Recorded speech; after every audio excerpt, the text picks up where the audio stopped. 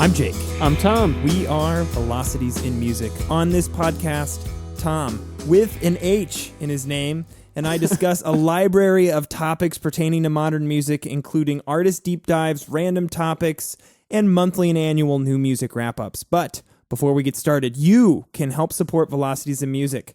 Subscribe to Velocities in Music on your favorite podcasting device to automatically get our latest podcast episodes sent to your device whenever we release them, which is about twice a month. Also, Velocities in Music doesn't want your money. We also don't want to introduce ads into our podcast yet. Right now, all we want is for you to share Velocities in Music with family or friends whom you think would benefit from joining in on the music discussion Tom and I try to create in every podcast. So, speaking of this podcast, Tom, we've been doing this podcast now. It's getting on over a year. Over a year, 15, 16 months now. That's crazy. I remember this time last year, we had just done the Modest Mouse deep dive. Yep. We had just done the Smiths deep dive as well. Yes, that's and right. actually, that was a lot of fun. It was. That was a lot of fun. Yeah, those were good ones. And that's when we figured out that we needed to do sound clips Mm-hmm. in our podcasts. Yeah. Well, How did we not think of that before? I don't know how we didn't think of that before. We thought we could get by without doing that, but it was obvious that after we listened to our Modest Mouse deep dive, we needed some sound clips to help provide context. Context is so important. And so we wanted to kind of start this podcast, which, by the way, today is a topic. We're going to talk about seasonal music. Yes. Music you get into at certain times of the year, a subjective conversation with a lot of references to various artists over the years. But before we do that, we wanted to kind of give you guys a state of the union of where Velocities in Music is at and what our plans are going forward. So a lot of people, we have a lot of great followers, Tom. Yeah. Like we have like several thousand of you now, which kind of blows my mind because Tom, I'm going to be honest, I still do this for fun. Yeah, I hope so. Yeah, I'm not paying you. No. I mean, you kind of are, but no, not like you pay me to be your friend. Well, yeah, but not for the podcast. It's in our contract. I mean, it's kind of implied though. This is what we do for fun. Yes, yeah, exactly. All right. So we wanted to, like we get people talking to us sometimes about like, recently we were out to dinner with a guy who had just discovered our podcast and Hear Names, and he was talking about how like we should be so much bigger than what we are. Yeah. And, that thought has crossed our minds, from time to time. But like, I think the thing that we need to address, like that is the elephant of the room. Like, this isn't our full-time gig. Right. And I personally, like, I kind of like it the way it is. Yeah. I kind of like this thing being a small underground, super hipster, super hipster podcast, I mean, to me, the more people that can engage in the conversation and discover it more organically, more naturally, who can benefit from what we're doing and more importantly, connect with us, connect with other people who are like-minded and of similar interests. I should say of similar interests because we're not all like-minded. We all have different opinions, sure. and that's what makes this interesting and these conversations interesting. But yeah, I'm with you. I have no desire to make this a multi-million follower dollar driven thing. That actually sounds awful.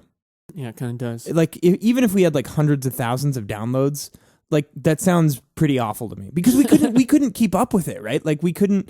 It wouldn't. I don't know. It's something about it. Like I think it would take the fun out of doing this. Maybe. Like, while we've grown and we've been doing this now for, it's almost been 7 years that we've been talking about music in some form of recording and putting it on the internet. We can never be president, by the way. Have you ever thought about that? I actually have thought about that. The crap that they dig up on people. I thought about this the other day. I'm like, oh man, they'd find some album review where we said something even just slightly politically incorrect and we would be just burned alive. And let's face it, we do that a lot. Yeah. We do that a lot. But I think that like, for me, it's still a small podcast and that's what I like about it, right? Like I still feel like I'm just a dude talking about music. I happen to do that in a microphone, but like to me, I'm not, to me, it's not like we're something bigger than what we're just two friends who like to talk about music and we have a podcast. So, I'd like to keep it that way. Yeah. Going forward. I mean, if it, this thing kind of grows organically, that's fine. Now, exactly. Now, at the same time, at the beginning of every podcast, we ask people to loop their friends and family and who might benefit. And I would continue to push that. Exactly. But the key is it's people who are going to participate on the conversation, Right. who are really going to appreciate kind of the reasons why we're doing it, not what it is. You're right. You're not going to see, you're not going to see ads on any websites. You're not going to see anything like that because we're just not interested in that. Yeah. Last couple of months have been a little slow. We started off doing, with this podcast, about, I think we were doing like weeklies for a while. Yeah. And that got a little out of hand. We didn't feel like we could really do the right amount of content. Right. Like the quality level of the content wasn't quite as high. I'd rather take more time preparing Yeah. and make quality podcasts than try to pump them out every week. So over the months that we've been doing this, you've seen our podcast lengths probably go up and our frequency of release go down to probably like once or twice a month. We usually have the monthly wrap up, and then we try to do another piece somewhere in there as it makes sense. Sometimes I think it makes sense to split them up more. Yeah. Last couple months, I have a newborn at home, so I have 2 kids now, and it's been a little bit tougher to listen to music. So Tom has graciously taken it easy on me. We haven't scheduled a lot of really grueling podcast schedule now. That's about to change because we are gearing up for some fun stuff. It's almost the end of October here. By the time you get this, it'll probably be early November. And it's the end of the year, so you're gonna have end of the year lists, Which I love. it's the best time of the year. So we're gonna have the best of albums of 2016, our favorite albums of 2016, our favorite songs of 2016, misses and mentions we'll do. And then also, I want to talk about the 2 artist deep dives we're working on. Oh, I think this are we is ready big. to reveal that? I think we got to reveal it. All right, go for it. So I've been listening to a ton of Metallica. Yeah, Tom, you're wearing a Metallica shirt as we speak. I am. Yep. That I think you've worn for like over a decade. I got this in September 2008. Yeah, that's an old shirt. Yep. So, I think our next podcast, our next deep dive has to be Metallica deep dive. Sounds good to me. But I'm ready to go. I think Let's shortly do it after now. that, we have to think about. I am not ready to do it now. You're right. So here's the shitty thing. I realize this means I'm gonna have to listen to Saint Anger again. Yes. I haven't listened to that since it came out, and I listened to it I think twice and was like, "This is terrible," and I haven't listened to it again since. And I've never listened to it. So I'm eager for that. Yeah. For that conversation. Yeah, and Metallica's discography, from my understanding, because I haven't listened to every album, but it's a little all over the place, right? Yeah. Mm-hmm. Depending on the time period. So really excited to do that one. And we're also have in the works. I think the next couple are going to be Blur and Rush. Yeah. In some order. Now, none of these bands we can do a deep dive in one episode. I don't think we're gonna have to split it up. Yeah. So, over the next few months, we're gonna have a lot of content there. That'll, I think, we'll have to work on how it comes out, how we decide to cut it into different pieces and stuff. I have to give our listener Ariana a shout out because she called me out on Twitter. She was like, "So Tom, I see you've been listening to a lot of Blur lately. You guys got a deep dive in the works?" I'm like, we can't keep anything secret, man. Yeah, that's like, all right. Yeah, I don't mind. I like it. I was trying to be coy about it, but Ariana, yes, obviously now it's happening. we are working on that. Yes. So that's kind of the state of the union, where Velocities in Music is at, kind of Tom and my plans for this thing that we call the podcast going forward. I mean, we expect, Velocities in Music to continue on to the future because, honestly, this is what Tom and I do for fun. Yeah. So let's have some fun. Let's do it. Let's jump in. Music for seasons. Now, I don't mean seasonal music. Last year, we did a podcast, Right. the best holiday music or best Christmas time music. Mm-hmm. Big holiday here in the States. That was a fun podcast for us to do, kind of come up with a best of holiday music list. Yeah. That's not what this is about. No. But every fall, I think when we did Modest Mouse and when we did the Modest Mouse deep dive and when we did the Smiths deep dive, like we talked about this a little bit. Modest Mouse is to me the perfect October band. Yeah. I often find myself going through their discography when in Ames, Iowa, the leaves start changing colors and it starts getting a little cooler out.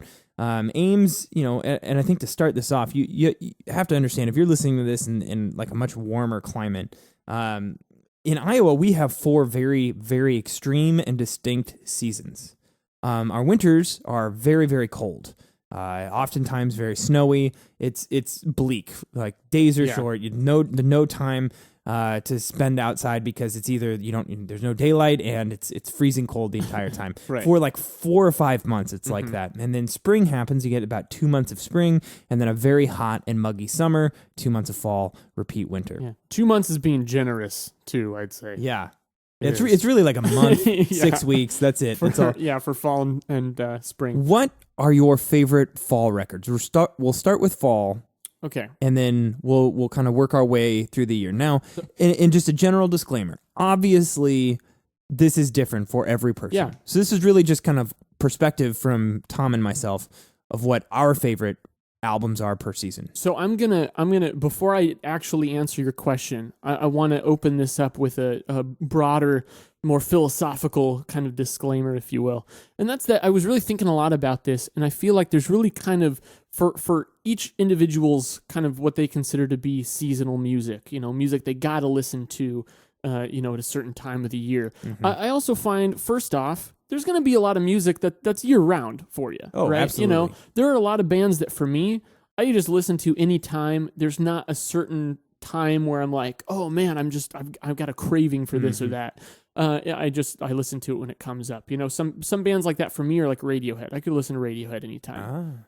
Maybe that's not the way it is for you. I look forward to hearing. Okay. But that there's a lot of bands like that for me. But then also, I'm a creature of habit. I'm a very ritualistic kind of person. There are certain things that I do around, late December every year. There's certain things that I do once it starts to warm up. And music goes along with that. It's not just music. There are video games that I like to play once every couple of years or so that I go back and play at the same time each year. There are movies I like to watch. There are activities I like to do. Would you say that that's purely nostalgia driven? Well, it is very Kinda much has to be, nostalgia driven, right? So I think that when it comes to the music side of that, there's really going to be two sides. There's going to be the music that we listen to according to the seasons for external purposes, which is a little bit more objective. It's more like, I feel like this music just embodies or represents this certain time of the year, right? And then there's going to be music that we listen to at certain times of the year for purely personal reasons that we might not expect anyone else to relate to or understand, but because of our own habits and our own experiences, we do that. And for me, it comes back a lot to the fact that like music for me is just, as much as it's a fun, forward-looking thing to be part of, listening to new music and what's coming out, it's also a portal to my past. I can listen to stuff. Every year on the 4th of July, I listen to the song 4th of July by Soundgarden. That's a pretty obvious connection there. Like there's nostalgia there, but then there's also a very objective thing to tie it to. It's a pretty good example. Yeah, it's a bit more upbeat than Sufjan Stevens' 4th of July. Not by too much, but then again, just about anything is more upbeat Right. than that song. So I think that Jake, you and I are going to be giving examples of both. Some that I can explain that people will probably be like, yeah, that makes perfect sense to listen to this at that time of the year. And then some will have more personal stories behind it that I don't expect anyone to necessarily relate to for my specific example. But I'm sure everyone listening has those albums or those bands that they just got to listen to at certain times of the year. So I'm looking forward also for everyone listening to share some of those examples and how that plays a part in their lives. Absolutely. So now actually getting back to your question. Yeah, I asked you a question. So fall music for me, I tend to like stuff that get like still maybe not like upbeat, but has some movement to it, but in a more introspective kind of way. I think that's why Modest Mouse really works, because Modest Mouse is a band that makes you think, right? And I feel like as your life starts to slow down and the cold sets in from summer to fall, it starts to slowly become winter. Like I start to feel more introspective. I start to slow down physically. I'm not out and about at all hours of the day. I kind of just come home and clam up, right? Because you don't want to go back out again because it's already dark. Sure. So like Modest Mouse is a thinking man's band, I feel like. The lyrics are thought-provoking. There's just a lot of that kind kind of calming, but then also kind of moody feeling that goes into it. And that moodiness, I think, is a lot driven by the weather. You know, when it's 50 degrees out, rainy, the trees are either losing their leaves or have already lost their leaves, and it's windy, and it's just kind of a dreary day. That sort of music plays such a huge role. I mean, it almost like they enhance each other in a way that just in like for a while I felt like I was kind of in this funk in the fall, but now like I look forward not to being in the funk, but to just kind of, it's like a breath of fresh air, right? Yeah. And I don't know if there's certain attributes of music like Modest Mouse or the Smiths.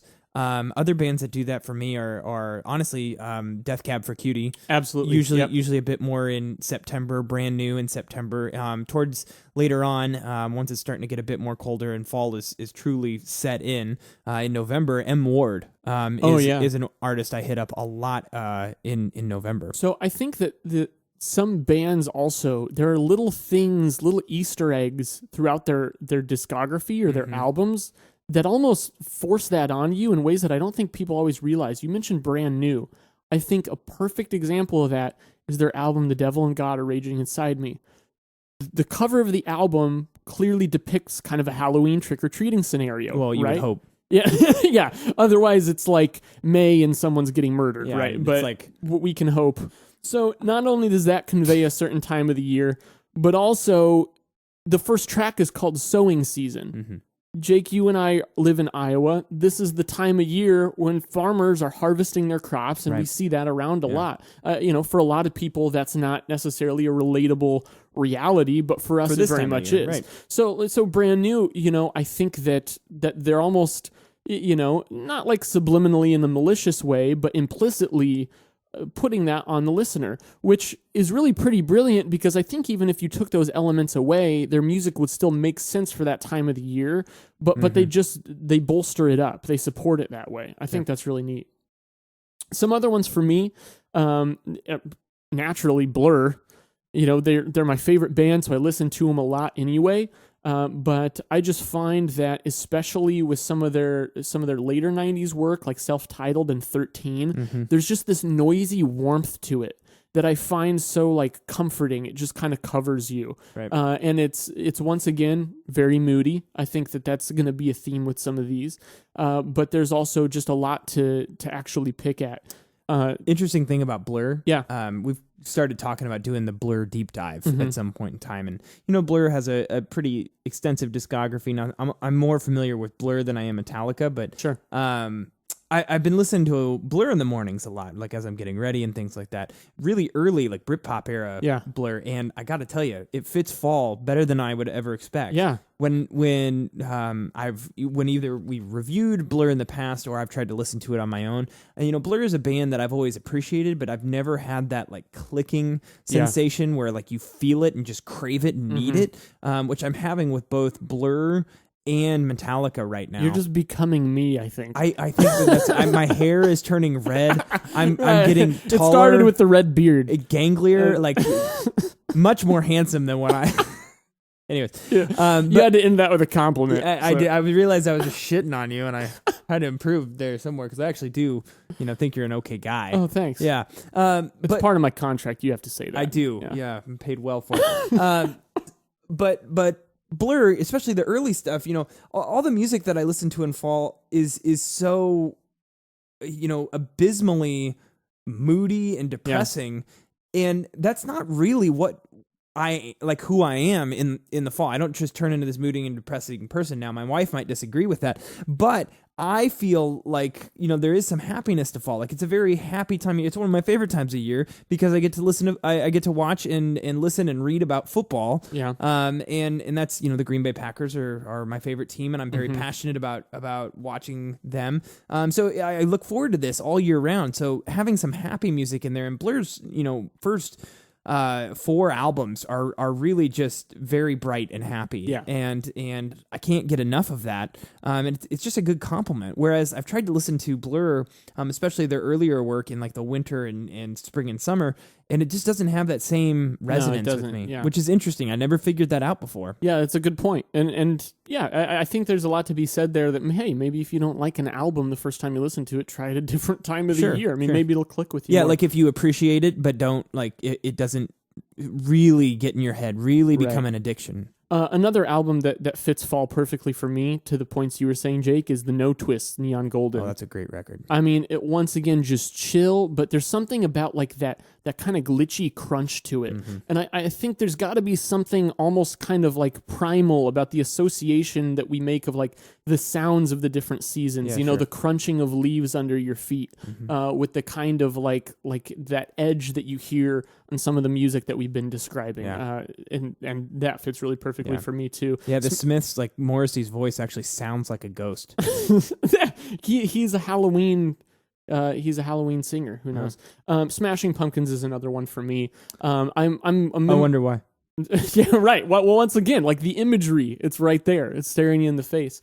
I'm a member of a couple of music listening groups on Facebook, and someone had posted Black Sabbath's first album today and just said it's that time of the year, and I was like, you know what? Yeah, like that fits perfectly. So I think that some of the holidays, we mentioned Halloween being this time of the year as well, that really fits with it too. I think that the world just kind of goes into a certain frame of mind that really fits that. Mm-hmm. So how about winter? Winter here really doesn't kick off until December. Obviously, you have the typical tropes of the holiday music being blared at the mall and every store, department store that you walk into. And, we did a whole podcast on that last year, so I don't want to talk about that at all. I mean, but there are even kind of in the midst of that and then following that, because January through early March is a very cold, wintry time here. What sort of albums do you listen to in that time frame? So there's a lot more stuff in the winter that has more personal meaning to me. Mm-hmm. So, for example, The Strokes. I listen to The Strokes a lot in the winter. Interesting. And that more has to do with when their albums came out. I mean, album release is going to be a big part of that. The Strokes' first album, Is This It?, actually came out in I want to say September of 2001. But I got it for Christmas that year. So I started listening to it a lot in Christmas. And then a couple of years later, their second album, Room on Fire, came out in late October. And then I got it like a month later or something. And then their third album, First Impressions of Earth, came out in early January.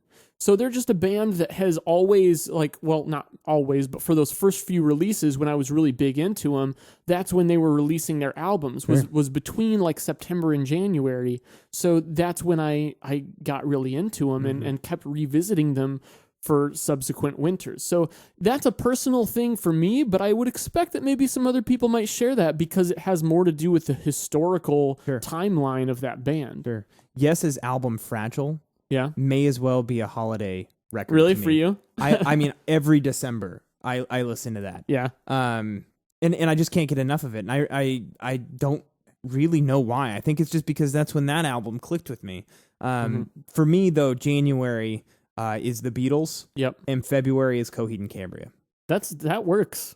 I don't know why that is, but usually about every year I go through a Beatles binge. Some years it's heavier than others, and about every year I go through a Coheed binge. Some years it's heavier than others. Gosh, we just reinforced that earlier this year when we did a Beatles deep dive in January. Well, what's funny and then we did the Coheed deep dive and saw them in concert. Right. And and interestingly enough, I think that our artist deep dives are often driven by our cravings to listen to those bands.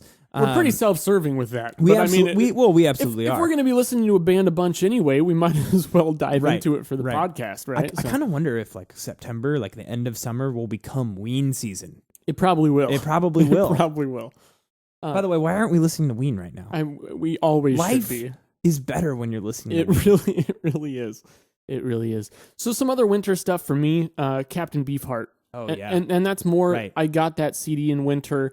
Trout Mask Replica? Yeah, right. Trout Mask Replica I got in winter of, I want to say 2007. And I listened to it at least 100 times that winter. Yeah, just I remember nonstop. that. Yeah. Everyone hated being around you because you forced that album upon them. True. And no one else was ready for it. I remember you showing me that record, and I feel like I was one of the very few people who at least pretended to like it. Now, I actually did fall in love with that record. It's one of my favorite records of all time for sure. But I mean, everyone just Captain Beefheart is not something that you can force yourself to like, and it's not something you can force your friends to like. I was kind of the lone wolf in that. But some people, you especially, and I appreciate it, came around to that. I do find myself listening to a lot of butt rock in the winter. Yeah, I've never understood that about you. That's partially a nostalgia thing, going back to like middle school. But then it's also, like my seasonal depression needs all the help it can get, man. I mean, it's not going to kill me on its own.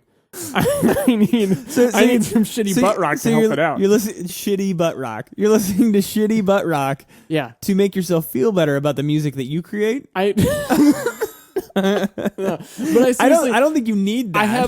I have like a week, seriously, every winter where I listen to like Hoobastank, Trapped, 3 Days Grace, Breaking Benjamin. Like, it sounds all like that torture. Shit.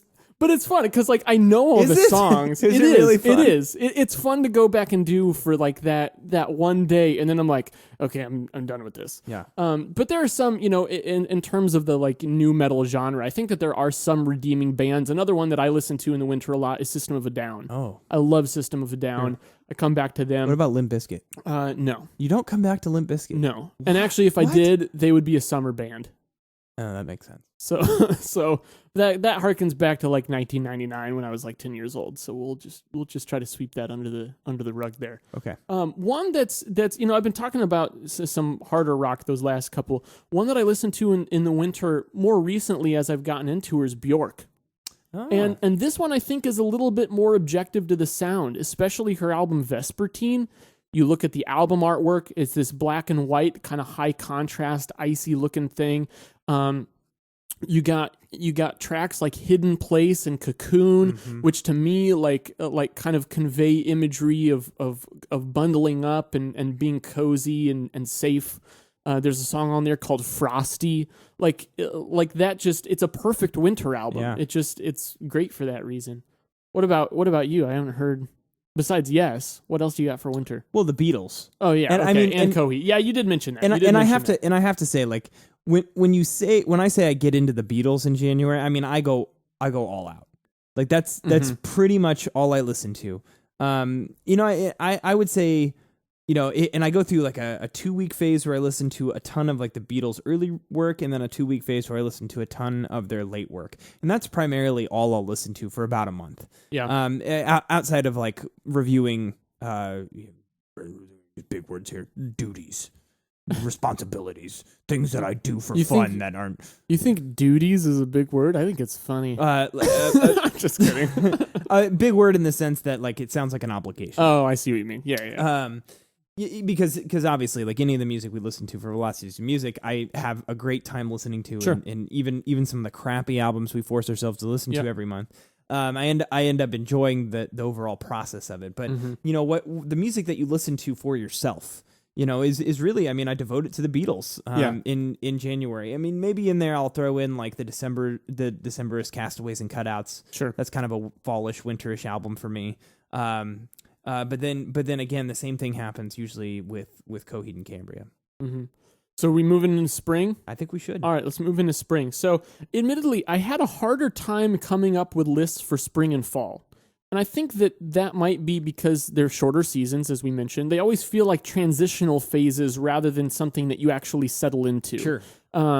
But I did come up with a few bands for spring that I do find myself coming back to, and they're artists with larger discographies. So maybe that's why just these few really last me the entire spring. But I feel like in spring, what I'm looking for is, we're coming out of the dreary Iowa winter. It's maybe like late March or April, and we basically have like those months into like mid-May, and then it just gets really bloody hot, right? Yeah. And what I like listening to that time of the year is stuff that's starting to get more upbeat, right? But maybe still has some kind of like introspective elements of what we saw in fall music. Yep. For me, that's Beck, yep, Gorillaz, Elbow, and I'm going to say Oasis too. Because that gets that fun, upbeat. I thought rock you got your stuff shitty going. butt rock out earlier. Oasis is not butt rock. I mean, maybe like you can call it like lowercase, like not official genre definition. Right. But Okay. if it's rock that sounds like butt to you, then that's fair. Okay. Well, it does. I'll give you that. Okay. but I think it makes sense. Oasis in Yeah. warmer weather. That certainly makes sense. So spring is my favorite season. Something happens, in early April when it's all of a sudden, you've been cooped up for months, and then all of a sudden it's getting nice outside. I like to run a lot, go on long runs and things like that, and making mixes for runs is like one of my favorite things. So I kind of go like musically berserk in the springtime. I listen to just a ton of stuff. Usually starts off somewhere in March. I start digging into Of Montreal. I think Of Montreal's later work, I actually their earlier stuff, I listen to, the Gay Parade a lot in the wintertime too. I should mention that. But then that kind of helps me transition into the springtime where I'm listening to Satanic Panic in the Attic, Sunlandic Twins. That's a great point. They are a good spring band, aren't they? Even Hissing Fauna, Elbow. Some of my fondest memories, Tom, are playing StarCraft at your house, listening to Elbow. Yeah. In the springtime, we open the windows for the first time. It's like usually like early May. It's this like rebirth, right? Absolutely. Yeah. Mars Volta, I listen to a lot in the springtime. There's just so many bands from that, that just really like I trends that I see. Usually music that I listen to in wintertime is a bit more guitar heavy. A bit more technical in nature.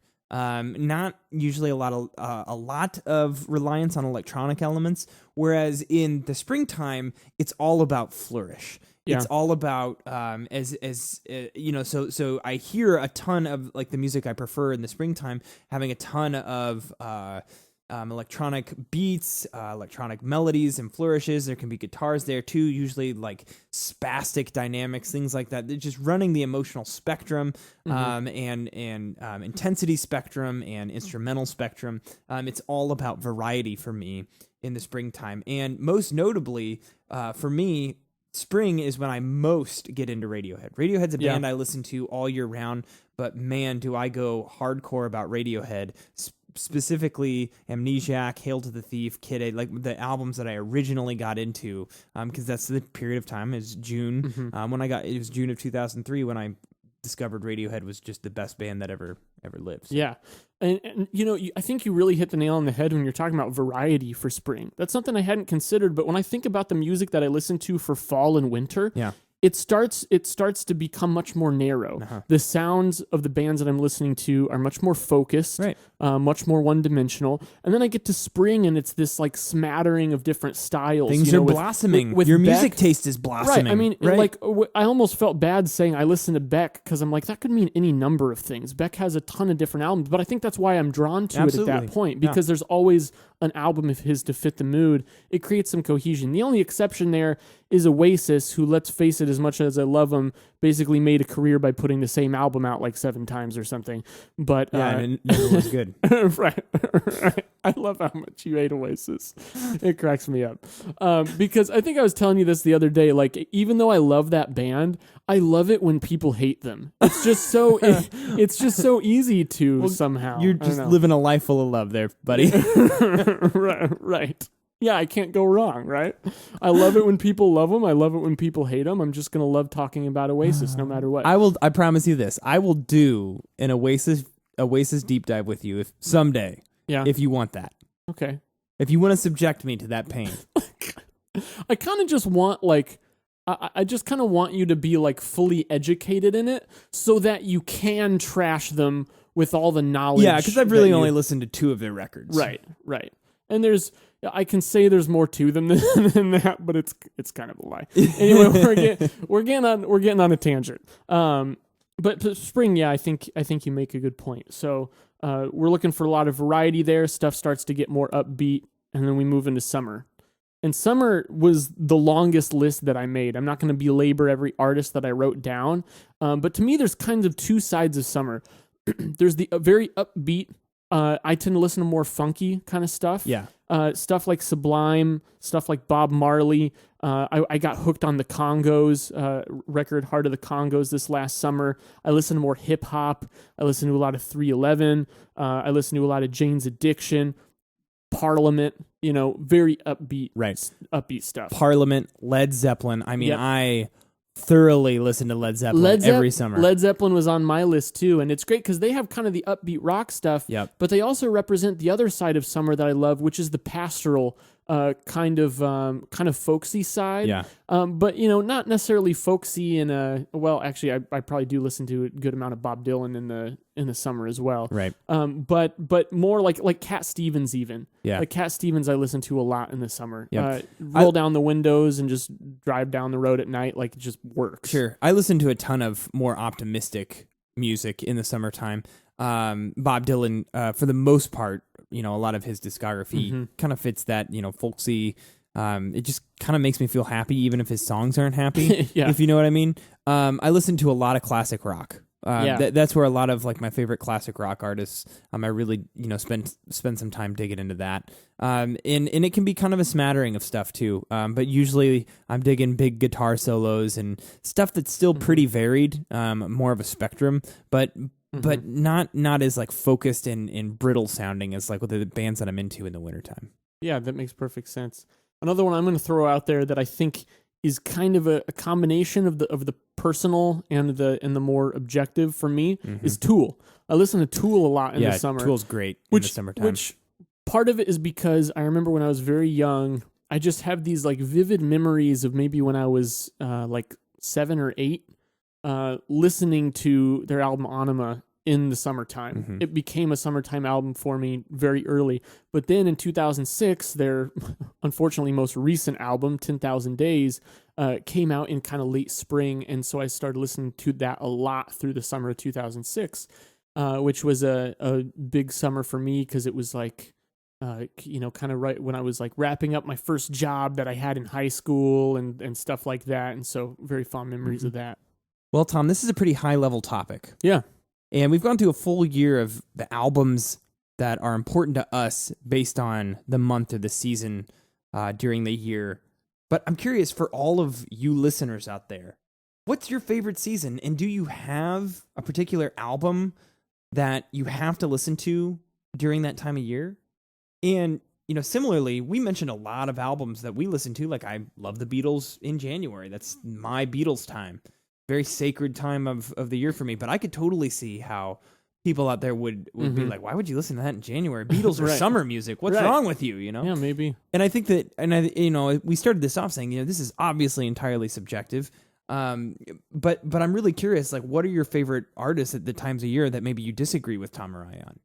Our next podcast will be the October 2016 monthly new music wrap-up. Following that, we'll be diving into Metallica. I think they have a new album coming out in the near future. They do. So we're gonna try and time the Metallica deep dive with that, and so that'll probably be broken into a couple podcast releases for us.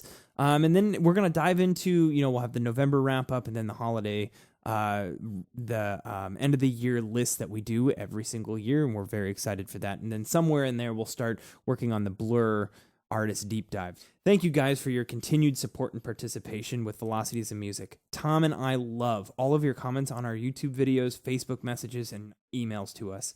Your participation is what makes Velocities in Music possible. So as always, thank you for being awesome.